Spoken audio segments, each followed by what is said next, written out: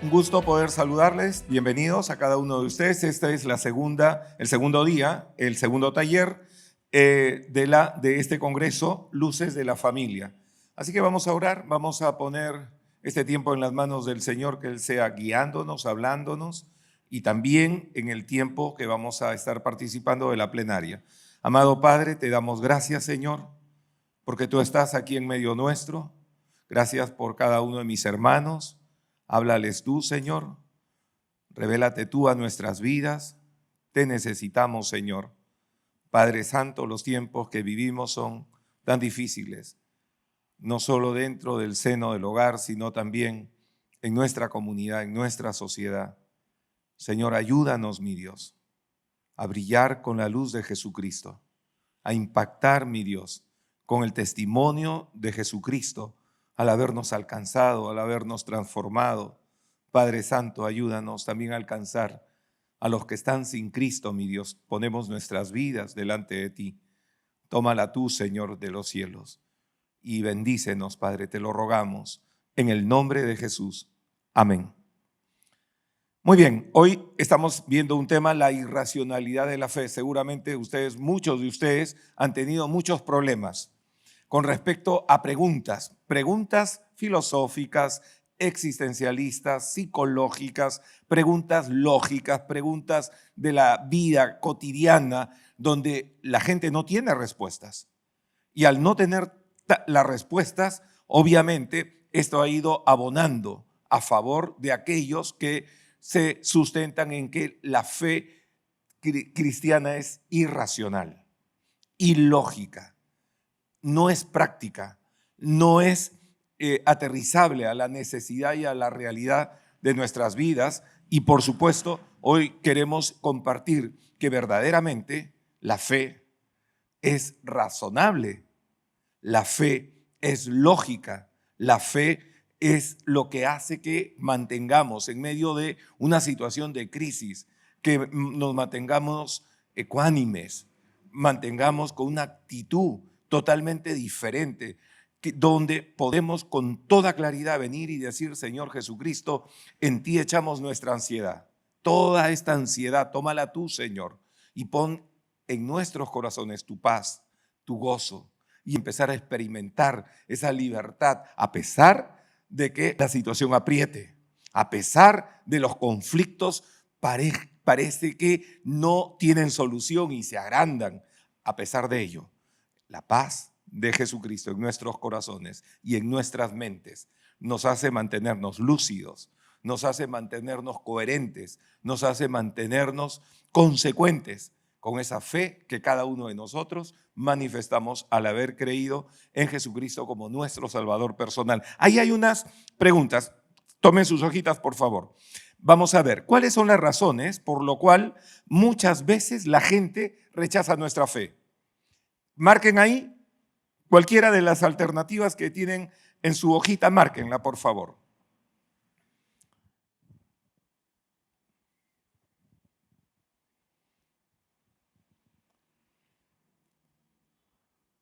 ¿Ok? Allí, marquen la respuesta que ustedes consideran la correcta.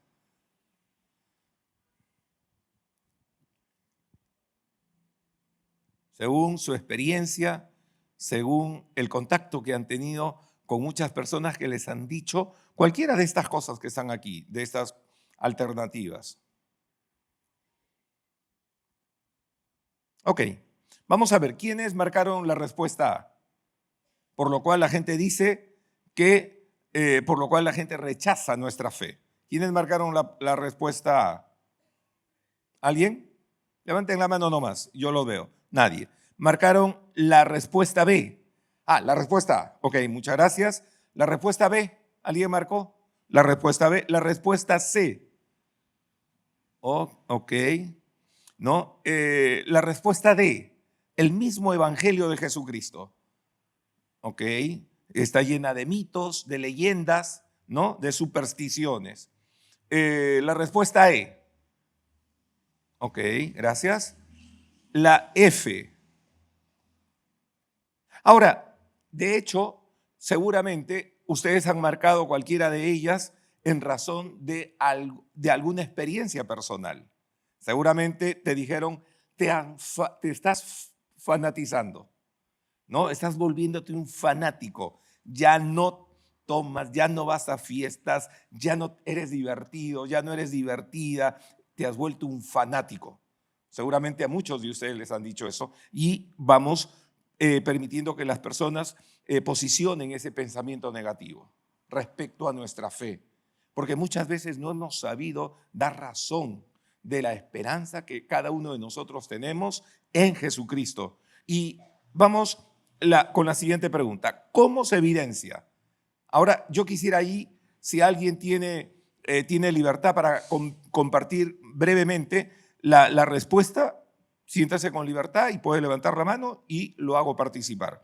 ¿Cómo se evidencia el mal testimonio de algunos creyentes dentro de nuestros hogares? En primer lugar, seguramente muchos de los que están aquí, o uno o dos, o eres el único que eres creyente en casa y todos tienen ahí las luces enfocados en ti, observándote, analizándote, hablando realmente y mirando tu comportamiento delante de tu familia no creyente, ¿no? En primer lugar, y frente a la sociedad, ya sea en tus centros de trabajo, de estudios o reuniones sociales. ¿Cuáles son las evidencias más comunes de ese mal testimonio de algunos creyentes? ¿Cuál crees que sean? Levanta la mano y te podemos alcanzar el micro para que digas tu respuesta. ¿Alguien quiere compartir?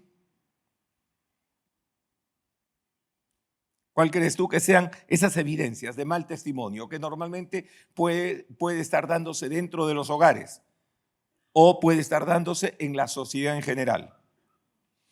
Aquí. ¿Quién tiene el micro? Por favor. ¿Cuáles son las evidencias del mal testimonio? ¿Cuál es su nombre, perdón? Cristian. Cristian. Muy bien, gracias. La mala interpretación puede ser de las escrituras o sencillamente muchas veces en casa también mezclamos con las costumbres que heredamos pues de los padres, ¿no? Y sabemos un poco y a esas costumbres añadimos e interpretamos mal. Okay. Y muchas veces hay discrepancias por eso en el mismo hogar. Me ha pasado, por eso es que... Ok, muchísimas gracias, Cristian. Entonces, la discrepancia por una postura bíblica o una mala interpretación de la postura bíblica, y eso genera una discusión dentro de la familia. Ok, ¿alguien más quiere comentar cómo se evidencia el mal testimonio dentro del hogar o dentro de la sociedad? El hermano, ¿cuál es su nombre? Isaí.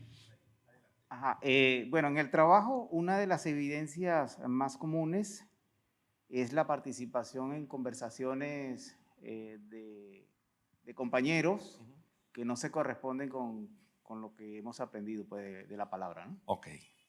Y en el hogar, bueno, una de las más comunes es a veces no cuidamos los detalles y fomentamos a veces la discordia o la pelea en el hogar cuando estamos llamados a ser pacificadores, a dar el ejemplo. Pues, okay. Pudiera ser, ¿no? O sea, ok, muchísimas gracias, Isaí. Entonces son dos cosas importantes que nos dice. En primer lugar, el ser partícipes de conversaciones que ya no corresponden a un cristiano. Los chistes de doble sentido, las groserías, etc. Entonces, estar participando en ellas. Eso hace también una evidencia clara de un mal testimonio, porque luego se va minimizando tu testimonio. Y cuando quieres predicar el evangelio, pues nadie te va a creer. Dentro del hogar, el no estar atento a los detalles, como por ejemplo colaborar, participar con la familia, ayudar en los quehaceres cuando hay tiempo, cuando estás dentro de casa, o el participar en alguna diligencia en favor de los demás miembros de la familia, que son esos detalles que hace que obviamente se manifieste con total claridad el amor de Jesucristo en nuestras vidas. Ok, esas son algunas de las evidencias. Vamos avanzando. ¿Qué es la fe? ¿Qué es la fe? ¿Qué es para ti la fe? Como un concepto simple que puedas tenerla en tu mente, ahí gravitando. ¿Qué es para ti la fe? Todos hablamos de la fe.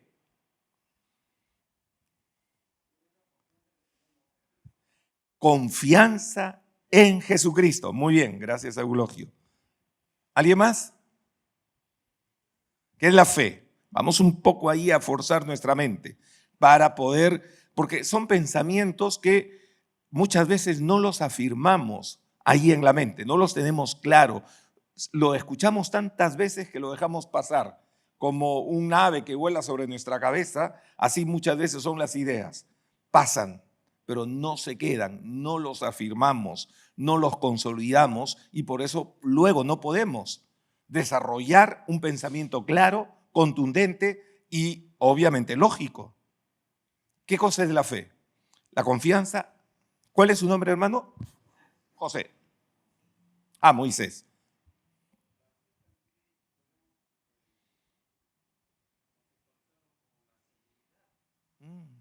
Perfecto. Ok. La seguridad de un conocimiento en relación, por supuesto, a la palabra de Dios. ¿Cómo lo vamos a ver? Esa seguridad que tengo, donde no hay duda, incertidumbre respecto a lo que Jesucristo ha dicho en su palabra. Yo afirmo mi mente, afirmo mi corazón, afirmo mis convicciones en ella. Y esto es lo que nosotros necesitamos, sobre todo en este tiempo. Vamos a abrir Hebreos 11.1. Allí en nuestras Biblias, Hebreos 11.1. Alguien que lo lea, por favor.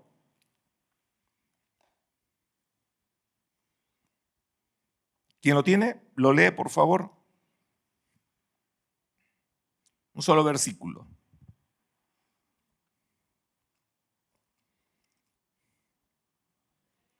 Adelante, Danielita, vamos. Es pues la fe, la certeza de lo que se espera, la convicción de lo que no se ve. Muy bien, muchísimas gracias. Es pues la fe, la certeza, certidumbre, donde toda posibilidad de duda queda anulada. No es compatible la duda con la certeza, ¿correcto? Y la seguridad que yo tengo en los principios, en los valores. Y esto es obviamente incompatible, diametralmente opuesto, mutuamente excluyentes. No conviven la fe, la duda, la incertidumbre. No puede haber posibilidad. Y en ella nosotros tenemos que afirmar. Pero miren lo que nos dice. Ahí ustedes tienen sus hojitas. La fe nos dice que es certeza de lo que se espera. Significa plenitud, abundancia. Significa también una plena certidumbre, plena confianza, conocimiento seguro y claro de algo. Conocimiento, miren, seguro y claro de algo en relación a Dios, en relación a la palabra de Dios y en relación a las promesas de Dios.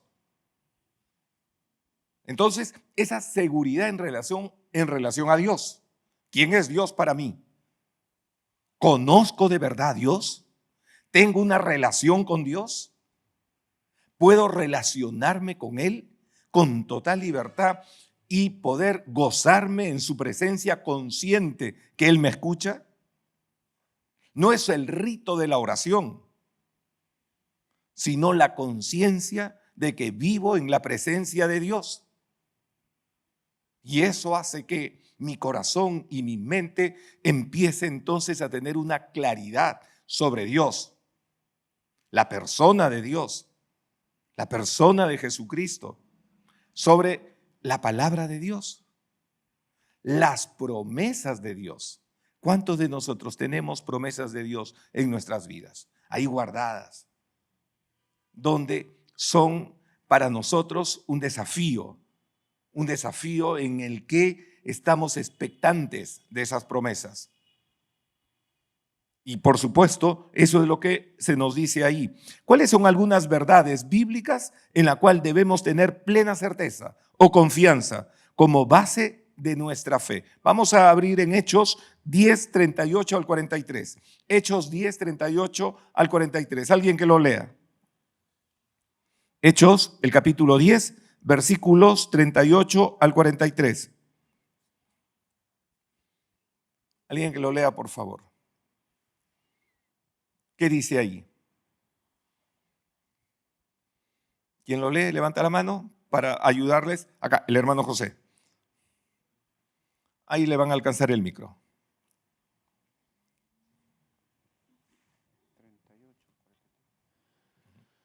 Muy bien. Como Dios ungió con el Espíritu Santo y con el poder a Jesús de Nazaret, y como éste anduvo haciendo bienes y sanando a todos los oprimidos por el diablo, porque Dios estaba con él. Y nosotros somos testigos de todas las cosas que Jesús hizo en la tierra de Judea y en Jerusalén, a quien mataron colgándole en un madero.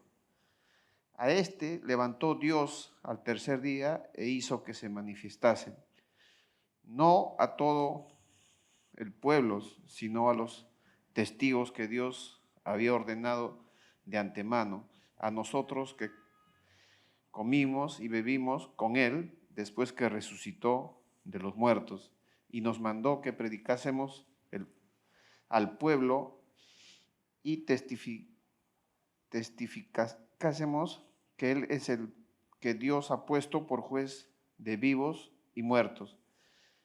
De este dan testimonio todos los profetas, que todos los que en él creyeron recibirán perdón de pecados por su nombre. Muchísimas gracias. Gracias, José. Ahí es muy interesante notar que, por ejemplo, podemos desarrollar algunos puntos doctrinales importantes, que nuestra fe tiene que estar afirmada en ella. Y la teología bíblica es la que brota de la misma palabra de Dios, la doctrina fundamental que usted y yo necesitamos, afirmar nuestra fe y en ella tener plena certeza, seguridad, confianza en que es la palabra de Dios. ¿Cuáles son algunas de las doctrinas que se resaltan allí, que son parte de nuestra fe? Por ejemplo, muerte y resurrección de Jesucristo. ¿Qué más? Jesús murió por los pecados, pero Jesús fue resucitado. No solamente murió, fue sepultado y resucitó al tercer día. ¿Qué más? Su segunda venida. Esto es tan importante para nuestra fe porque quien tiene esta esperanza, dice la Biblia, se purifica a sí mismo. Porque sabemos que ahí está nuestro destino, ahí está nuestra confianza y Él nos ha pedido que guardemos nuestras vidas, cuerpo, mente, espíritu, todo nuestro ser irreprensibles hasta que Él venga. Y por supuesto, esto hace que haya entonces un temor natural, temor que significa reverencia, temor que significa no querer ofender a Dios. Y eso hace que nos guardemos en nuestro corazón y asimismo se purifica. Ese cuidado interno, ese cuidado donde nadie te ve, pero tú en tu corazón sabes que Dios viene. ¿Qué más? El rapto, muy bien. Pero ciñámonos a los que están ahí en los versículos bíblicos. Por supuesto, hay muchísimos más, pero vamos a enfocarnos en el texto bíblico. La predicación del evangelio, la palabra de Dios, el evangelio glorioso de nuestro Señor Jesucristo, que fue la encomienda, el encargo que el Señor antes de ir lo dejó para todos nosotros, para la iglesia de Jesucristo. Y esa es la mejor o mayor expresión de amor que podamos manifestar nosotros hacia nuestro prójimo.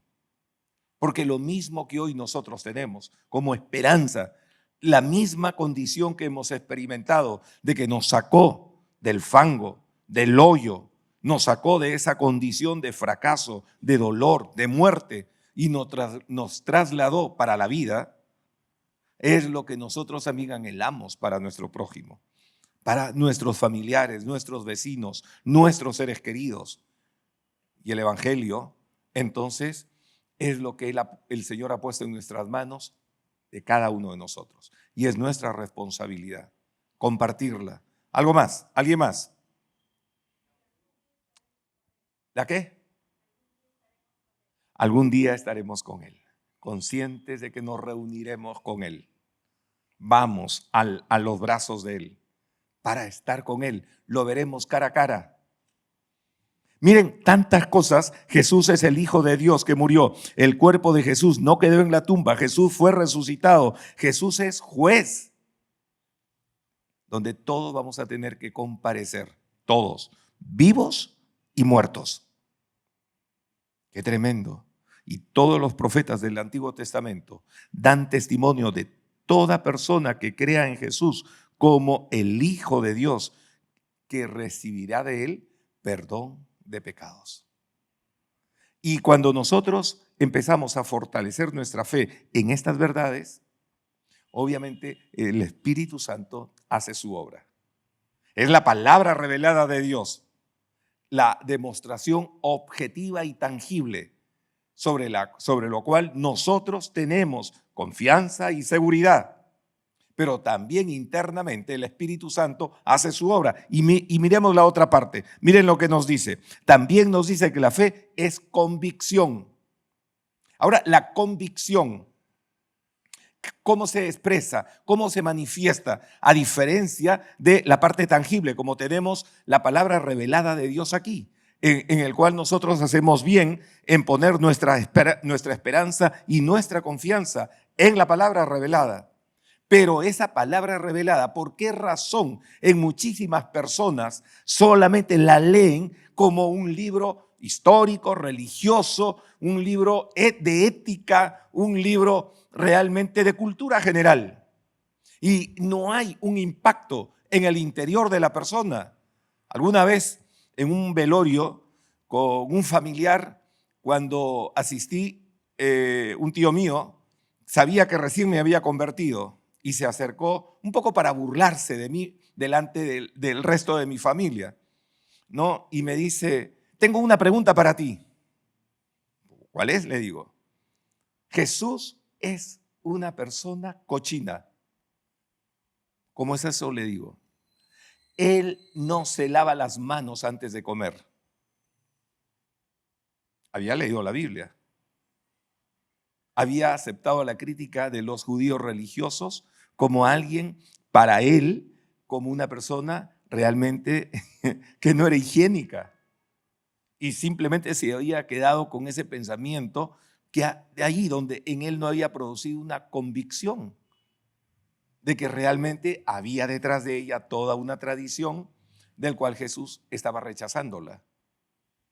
Sin embargo, hay mucha gente que se queda en ese plano superficial, literal, en ese plano de ética, de cultura, de historia y punto. No avanzan más. Pero ¿qué es lo que produce convicción en tu interior? Que te convences, donde ahora tú, ya no solamente por la palabra de Dios, sino de manera interna, llegas a ser convencido como fueron convencidos los apóstoles. Porque no sería lógico que ninguno de ellos estuviera dispuesto a morir en la cruz o estuviera dispuesto a morir en cualquier tipo de maltrato que recibían de los judíos o de los romanos por causa de su fe, si es que no estuvieran convencidos. Obviamente, no es nuestra fe una fe convenida, es una fe en la cual estamos convencidos. Plenamente convencidos. ¿Quién produce ese convencimiento en nuestro interior? ¿Quién lo produce? Y esta es la segunda parte que tiene que complementarse a nuestra fe. No solamente es la seguridad intelectual de la verdad revelada por la palabra de Dios, al acercarnos, al entenderla y al internalizarla, sino que además en nuestro interior hay un convencimiento. Miren lo que nos dice ahí. De lo que no se ve. Es convicción de lo que no se ve. Significa convencer, redarguir, poner en evidencia, reprender, acusar, generalmente con la sugerencia de avergonzar a la persona así redarguida. Así redarguida. Por ejemplo, ¿recuerdan cuando Pedro frente a Jesús? Cuando Jesús le dice, Pedro, tú me negarás hoy 3 veces antes que cante el gallo. Jamás, jamás lo haré, Señor. No, aún estoy dispuesto a morir por ti. ¿Y qué pasó en ese momento? ¿Qué pasó? Cuando empezaron a decirle y lo veían que a Jesús lo traían ya humillándolo, avergonzándolo, maltratándolo, insultándolo, vejándolo. Ya lo vieron que lo vejaron totalmente, lo escupían, se burlaban. Obviamente en la piel de Pedro empezó a experimentar el dolor, en el corazón empezó a experimentar, y eso hizo que finalmente él dijera: no, no, yo no lo conozco, no, no, yo no sé quién es él. Y lo hizo una vez, lo hizo 2 veces, lo hizo 3 veces. Pero miren el texto, alguien que lea Lucas, el capítulo 22, 54 al 62, por favor. Lucas 22, 54 al 62.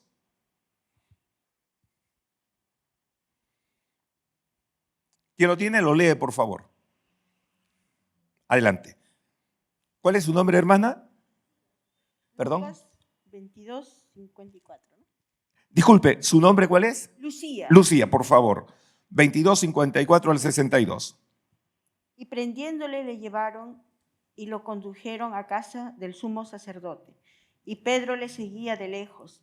Y habiendo ellos encendido fuego en medio del patio, se sentaron alrededor, y Pedro se sentó también entre ellos.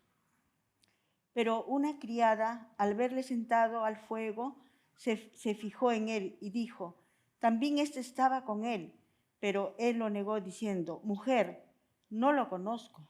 Un poco después, viéndolo como dijo: tú también eres de ellos. Y Pedro dijo: hombre, no lo soy. Como una hora después, otro afirmaba, diciendo: verdaderamente también éste estaba con él, porque es Galileo. Y Pedro dijo: hombre, no sé lo que dices. Y enseguida, mientras él todavía hablaba, el gallo cantó. Entonces, vuelto el Señor, miró a Pedro, y Pedro se acordó de la palabra del Señor que le había dicho: antes que el gallo cante, me negarás 3 veces. Y Pedro, saliendo fuera, lloró amargamente. Muchas gracias, hermana.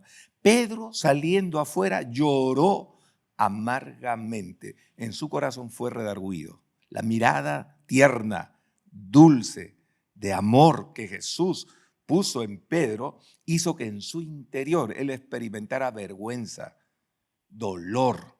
Pero esa vergüenza y ese dolor que lo llevó a llorar, a arrepentirse, a sentir que había traicionado a Jesús, que finalmente era parte de la experiencia que el Señor tenía que tratar con Pedro, y sobre todo con su autosuficiencia. Y Dios, la mirada profunda de Jesús penetró el alma de Pedro, y Pedro se acordó de la palabra, fue redarguido y salió y lloró amargamente. Esta experiencia de fe es la que muchas veces solo nos quedamos en el plano intelectual, pero no internalizamos la palabra y no permitimos que el Espíritu Santo haga efecto y sea Él mismo convenciéndonos, dejando dentro de nosotros, en nuestro interior, la voz audible más fuerte que tú sabes y puedas decir cuando el mundo grita: Dios no existe.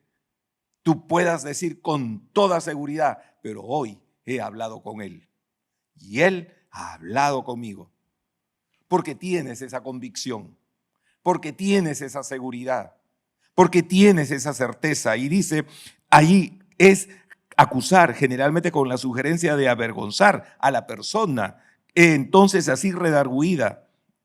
Además dice, donde está a la vista, más que el hecho de exponerle al ofensor su falta, se usa de convencer de pecado, como pasó con Pedro.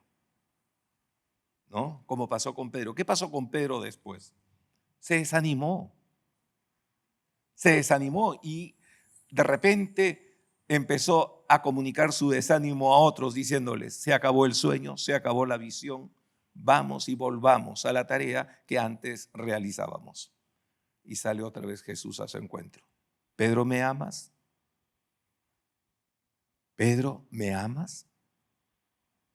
Por tercera vez, Pedro, ¿me amas? Y Pedro otra vez le dijo: Señor, tú lo sabes todo. ¿Y cómo Dios transformó el corazón? Porque el Espíritu Santo, la voz audible en el corazón de Pedro, lo llevó a experimentar ese dolor, esa vergüenza, que lo llevó a un arrepentimiento genuino. Y ese arrepentimiento es lo que genera entonces la transformación. Muchos solamente se quedan con la experiencia intelectual de la fe. Y ahí tenemos un serio problema. La experiencia intelectual, donde entendemos muchas verdades, discutimos muchas verdades. Pero ¿cuántas de esas verdades han realmente calado? Han hecho su efecto en nuestro interior, que nos ha llevado a llorar, como quien estamos frente al trono de Jesucristo, pidiéndole perdón, avergonzándonos de la culpa de nuestro pecado, de nuestra insuficiencia. Y nos toleramos, nos autotoleramos y pensamos que así podemos vivir nuestra fe. Y por supuesto, esa es la fe que va generando todas estas malos testimonios hoy, tanto en la iglesia como fuera de la iglesia, porque no hay una experiencia profunda, ¿no? Además, miren lo que nos dice, se usa de convencer de pecado, en primer lugar, a los contradictores de la fe, Tito 1:9, y en segundo lugar, de los transgresores de la ley, Santiago 2:9. Pero esta también es en relación al creyente, así como al inconverso, porque el Espíritu Santo, ¿qué es lo que hace? Convence de pecado, de justicia y de juicio. Convence. Y esa es la palabra que ahí está. Estamos hablando en relación a los cristianos o hijos de Dios. La palabra convencer, miren lo que significa. Significa quedar plenamente seguro. Seguro. Miren Romanos 4:18 al 22. Alguien que lo lea. Romanos 4:18 al 22. ¿Quién lo lee, por favor? Adelante. Ahí le van a alcanzar el micro. ¿Cuál es su nombre? Mónica, buenas noches, pastor. Buenas noches. Dice así: Él creyó en esperanza contra esperanza para llegar a ser padre de muchas gentes, conforme a lo que se le había dicho, así será tu descendencia. Y no se debilitó en fe al considerar su cuerpo, que estaba ya como muerto, siendo de casi 100 años, o la esterilidad de la matriz de Sara. Tampoco dudó por incredulidad de la promesa de Dios, sino que se fortaleció en fe, dando gloria a Dios, plenamente convencido de que era también poderoso para hacer todo lo que había prometido, por lo cual también su fe le fue contada por justicia. Plenamente convencido, lo cual también su fe le fue contada por justicia. Por justicia. Y esto es lo que nosotros tenemos que entender, y en segundo lugar, de los transgresores. Pero se dice del conocimiento de la voluntad de Dios. Estos dos textos se usan en el sentido subjetivo, con referencia a un efecto que produce sobre la mente. Sobre la mente. El Espíritu Santo ilumina tu mente y llegas a convencerte desde tu interior de manera intelectual. Por eso es que los apóstoles, cuando discutían la palabra de Dios, decían: ¿cómo estos que son semianalfabetos pueden disertar, pueden argumentar, pueden hacer defensa de una manera inteligente, coherente, lógica de su fe? ¿Cómo pueden hacerlo? Es la obra del Espíritu Santo que empieza a producir en nuestro interior, iluminando nuestras mentes. Y por supuesto, esta es la experiencia a la que la palabra de Dios dice: esa fe fue contada por justicia. Esa fe, donde entendió, escuchó y entendió la palabra de Dios, pero no solamente lo dejó en el ámbito externo, intelectual, objetivo, sino esto penetró en su interior y fue convencido, le creyó a Dios, que Dios es poderoso para hacer, no considerando sus circunstancias, su condición física y la de su esposa, por encima de sus debilidades, por encima de su experiencia personal, le cree a Dios, porque el Espíritu lo convenció. Lo convenció. ¿Cuántos de nosotros en nuestro tiempo con Dios tenemos estos tipos de experiencia? Donde salimos como que si descendiéramos de la misma presencia de Dios. Donde nuestros corazones arden porque la palabra de Dios ha penetrado en lo interior, ha iluminado nuestras mentes.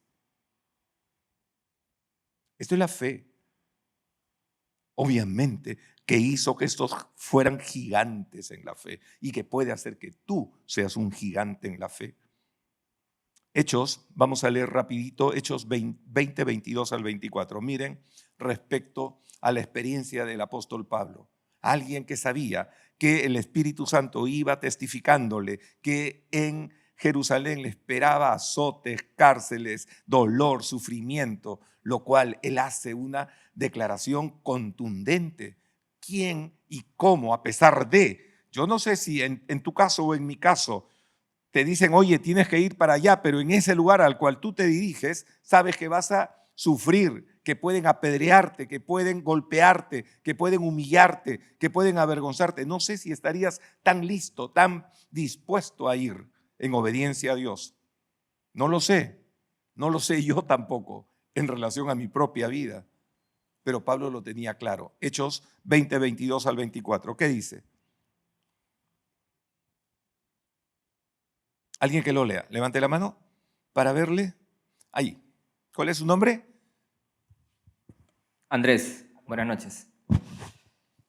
Ahora, he aquí, ligado yo en espíritu, voy a Jerusalén, sin saber lo que allá me ha de acontecer, salvo que el Espíritu Santo por todas las ciudades me da testimonio, diciendo que me esperan prisiones y tribulaciones.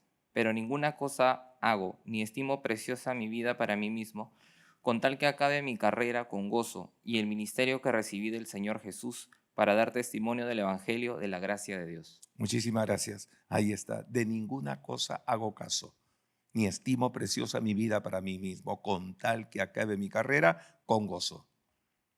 Qué tremendo.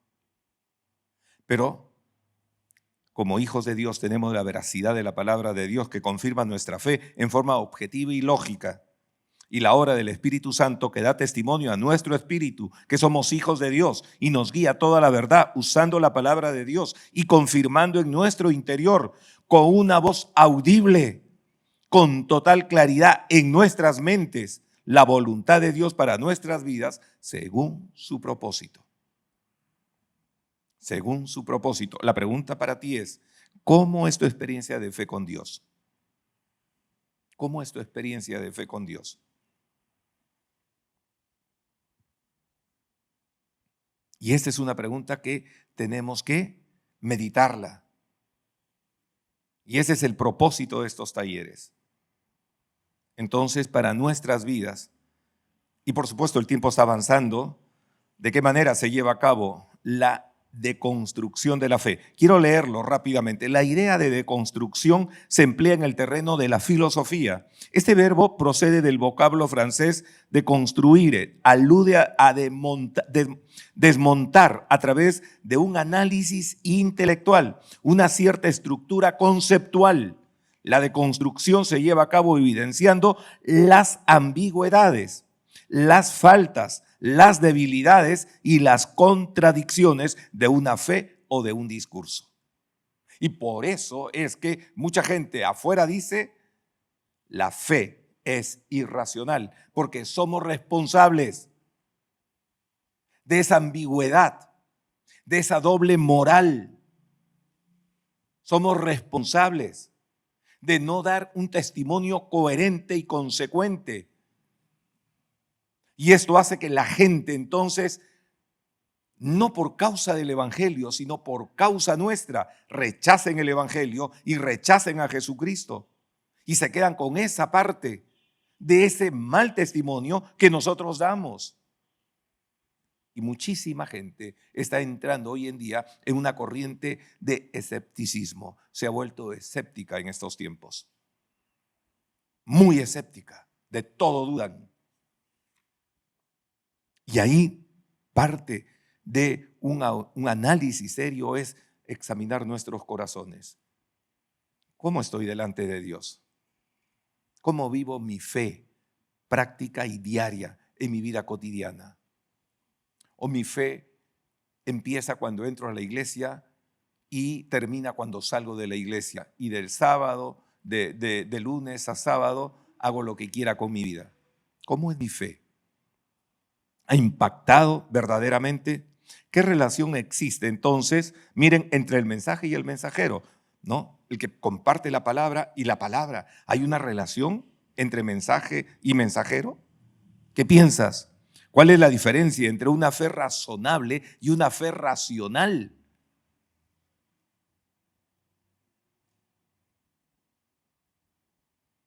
¿No? Son preguntas que tenemos que plantearnos. Una fe razonable, ¿qué cosa significa? Una fe racional, que nos quedamos con la experiencia como este familiar mío. Leía la Biblia y conocía muchas cosas de la Biblia, pero totalmente tergiversadas. Era un buen libro de ética para él, pero encontró allí aparentemente una ambigüedad, que Jesús no era una persona higiénica. Y eso para él le generó una piedra de tropiezo en su vida. A veces nuestra fe va por ahí. Nos quedamos en ese plano. Y por supuesto, hay allí muchísimo más, pero el tiempo ha avanzado. Y creo que necesitan acondicionar el auditorio, y ahí está el material. Tito 2, 1 al 10. Es muy interesante. Esta fe es práctica. Esta fe no es intelectual. Y en Tito 2, 1 al 10 habla realmente cómo esta fe tiene que ser vivida desde el hogar. Miren a las ancianas, a los ancianos, a los hombres, a las mujeres, lo que se le manda de una manera práctica a hacer una fe de testimonio, de evidencia. No a ver si entendió qué cosa es la justificación, la soteriología, y como no lo entendió, entonces se le dio media vuelta, cerró la historia de su fe y se volvió un escéptico. Pero esta fe, y a mí me encanta el último versículo, en Tito, miren rapidito para ir cerrando, Tito 2, el verso 10. Miren lo que dice Tito 2, el verso 10. Después de hablar, léanlo por favor en casa, esta parte. Tito 2:10 dice: no defraudando, sino mostrándose fieles en todo. Miren lo que dice: para que en todo adornen la doctrina de Dios, nuestro Salvador. Para que en todo adornen la doctrina de Dios, nuestro Salvador. Después de decir, empezando, pero tú habla lo que está de acuerdo con la sana doctrina. La sana doctrina. Y la sana doctrina no tiene que ver con el intelectualismo. Y gracias a Dios, porque Dios nos da la capacidad de entender las verdades. Pero que los ancianos sean sobrios, las ancianas a sí mismos, que enseñen a sus mujeres a ser prudentes. Exhorta a sí mismo a los jóvenes a que sean prudentes, presentándote tú en todo como ejemplo, palabra sana y irreprochable, de modo que el adversario, este grupo de personas que hoy están tratando de atacar al evangelio por causa muchas veces nuestra, dice ahí, palabra sana y irreprochable, de modo que el adversario se avergüence y no tenga nada malo que decir de vosotros. Exhorta a los siervos a que se sujeten a sus amos, que agraden en todo, que no sean respondones,